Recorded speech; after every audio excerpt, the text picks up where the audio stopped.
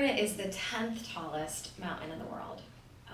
It is actually, I think it's considered the most deadly to climb because the way the mountain is situated in the sun, the main climbing route faces the sun for most of the day, so there's a lot of ice melt that happens. It's slippery.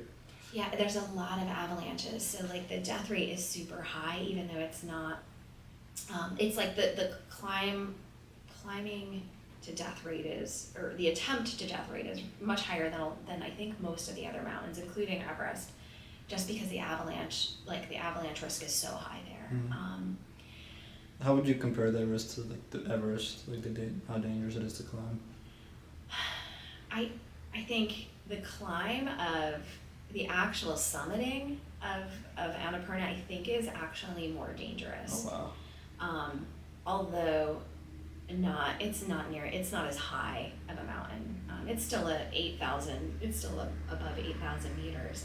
So still some significant risks, but the avalanche risk, I think, makes it more deadly than Everest. But it's a very, very, very long story as short as I can possibly make it, I guess.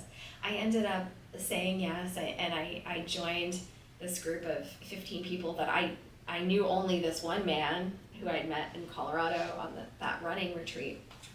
I said, yeah, I'm gonna go. I don't think I realized at the time, back in 2017, how hard it was going to be to do it. I just kind of assumed I would run to train and that would be enough. And it was really difficult. I mean, the altitude was really, really tough at the end. It didn't feel well. Was there like rock climbing parts of it too, or? There was no mountaineering at all. It was just, they call it trekking. It's basically like glorified hiking, I suppose. Somebody who listened to me say that would probably. So is there like a set path, or kind of?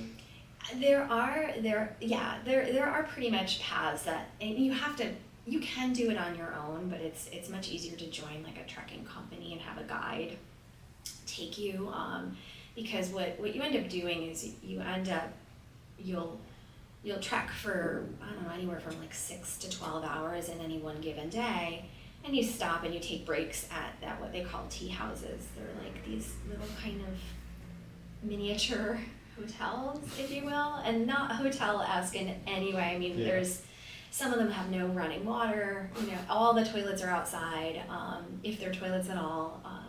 It's very rustic.